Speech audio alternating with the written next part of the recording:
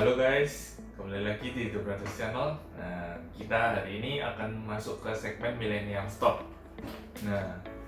Hari ini kita akan membahas sebuah topik yang bisa dibilang masih kita sering hadapi di kehidupan sehari-hari, baik di keluarga, di tempat kerja, dalam organisasi, dan macam-macam. Topik apa sih yang mau kita angkat hari ini? Topik itu adalah tentang konflik. Pasti sering kan kita menghadapi konflik di lingkungan kita. Tapi dengan adanya konflik ini, ternyata kita justru bisa meningkatkan hubungan kita ke tingkat kepercayaan yang lebih tinggi. Gak nyangka kan, dari konflik kok malah bisa membuat tingkat kepercayaan lebih tinggi ya? Kok bisa kayak gitu? Kan harusnya kalau ada konflik pasti jadi hubungan rusak, ya enggak? Tapi ternyata enggak loh. Dengan konflik ini justru kita bisa mendapatkan hal yang lebih baik. Tapi kita tentunya harus menyelesaikan konflik-konflik tersebut. Hari ini kita akan masuk ke seri pertama. Caranya menyelesaikan konflik. Jadi tentang konflik ini akan kita buat beberapa seri untuk membahasnya. Seri yang pertama ini kita akan membahas tentang bagaimana cara menyelesaikan konflik. Oke, kita langsung masuk aja ke tips yang pertama. Yang pertama adalah pandang situasi itu secara objektif. Jadi jangan sampai ada rasa subjektif itu ikut dalam perasaan kita ketika kita melihat situasi tersebut. Gimana caranya objektif? Yang pertama, buang rasa benci, kemudian buang rasa prasangka, dan juga cara pikir kita tidak fleksibel. Yang dimaksud tidak fleksibel ini kayak gimana sih? Jadi gini, terkadang pemikiran kita itu karena sudah adanya konflik ini itu jadi tertutup ya. Jadi kayak kita cuma melihat satu sudut pandang aja, cuma melihat ke satu arah aja. Itu nggak baik, karena seharusnya pemikiran kita ini bersifat fleksibel lah.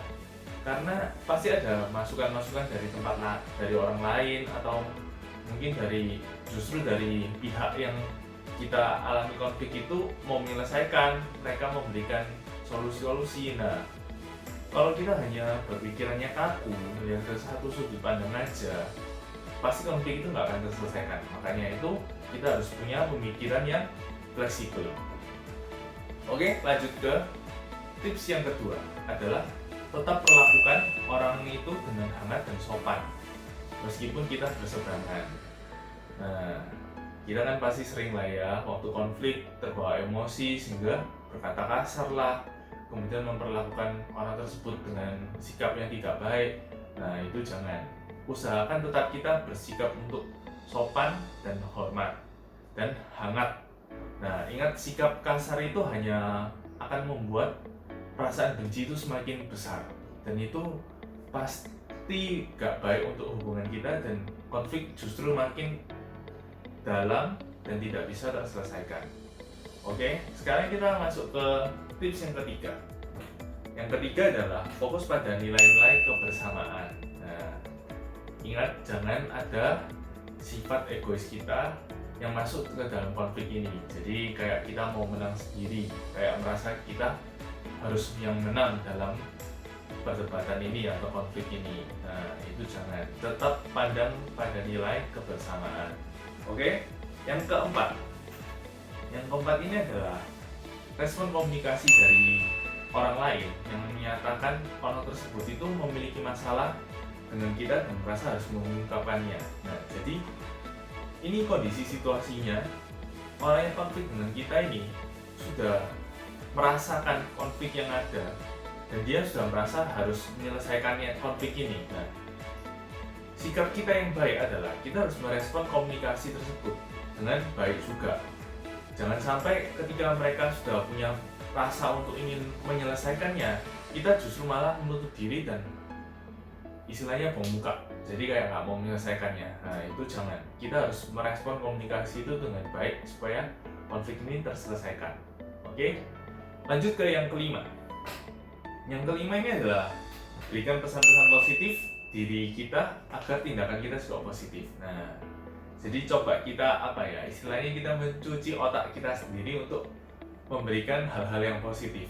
Jadi memberikan pengaruh-pengaruh positif, kata-kata positif pada diri kita sendiri, sehingga perilaku kita juga positif.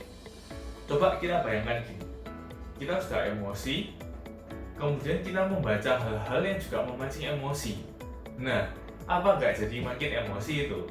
Nah, jadi pasti justru tindakan kita malah semakin negatif dan semakin buruk lagi malah konflik itu. Jadi kita harus tetap bersikap positif. Oke, lanjut yang keenam.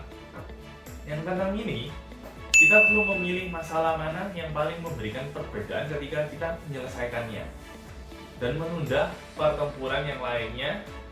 Kita fokuskan dulu ke satu masalah ini. Karena gini, kalau kita langsung sekaligus memikirkan semua masalah konflik ini, secara semuanya kita pikirkan, pasti kepala kita akan pecah hambar dan solusi itu semakin tidak ditemukan. Makanya itu kita perlu menyeleksi dulu konflik-konflik mana yang paling membawa perbedaan ketika kita menyelesaikannya. Nah, itu yang menjadi prioritas utama kita. Setelah itu selesai, tentukan lagi prioritas berikutnya, dan berikutnya. Karena dengan kita fokus ke satu konflik saja, itu akan membuat kita konsentrasi lebih penuh dan masalah itu cepat terselesaikan daripada kita memikirkan semuanya secara keseluruhan. Nah, oke, sekarang udah sampai yang mana ya? Yang ketujuh ya? Oke, yang ketujuh, kita ubah perilaku diri kita sendiri dan segala keputusan yang ada di tangan kita itu, karena itu lebih mudah daripada mengubah orang lain atau organisasi atau apapun sikap mereka. Jadi memang kita sudah tahu lah ya, kita sempat bahas kemarin di seri yang tentang bagaimana menghadapi atasan yang sulit diajak kerjasama, kemudian atasan yang benci dengan kita. Kita tahu bahwa mengubah orang itu pasti sulit. Lebih mudah untuk mengubah diri kita sendiri. Nah, jadi coba kita lihat pada diri kita sendiri. Apa sih hal yang kita bisa ubah untuk menyelesaikan konflik ini? Tapi ingat ya, tanpa mengurangi nilai-nilai integritas kita. Mungkin contoh kasusnya yang hal sepele lah ya, tentang masalah menaruh barang mungkin yang membuat timbulnya konflik di dalam pasangan atau di keluarga kita. Nah, mungkin kita bisa yang mengalah dengan mengubah diri kita sendiri, menaruh barang sesuai tempatnya. Nah, contohnya seperti itu. Kalau hal seperti itu kan tidak sampai mengubah nilai-nilai integritas kita. Nah, kayak gitu. Oke, kita lanjut yang ke-8. Pertimbangkan keuntungan yang nanti akan kita dapat dari investasi waktu dan usaha kita yang kita lakukan ini demi mencapai hubungan panjang yang produktif dengan lawan. Nah, jadi kita lihat situasinya, kita lihat lawan konflik kita coba ya sekali lagi kita mencoba mencuci otak kita untuk melihat ke depan solusi-solusi, atau setelah konflik ini terselesaikan, keuntungan apa sih yang kita bisa dapatkan dengan menjaga hubungan baik kita ini dengan orang tersebut. Nah, jadi kita bisa semakin terpacu untuk segera menyelesaikan konflik ini dan tidak menghindari konflik itu, karena kita sudah tahu bahwa dengan menjaga hubungan ini ada benefit lainnya yang kita dapatkan dari menjaga hubungan kita ini.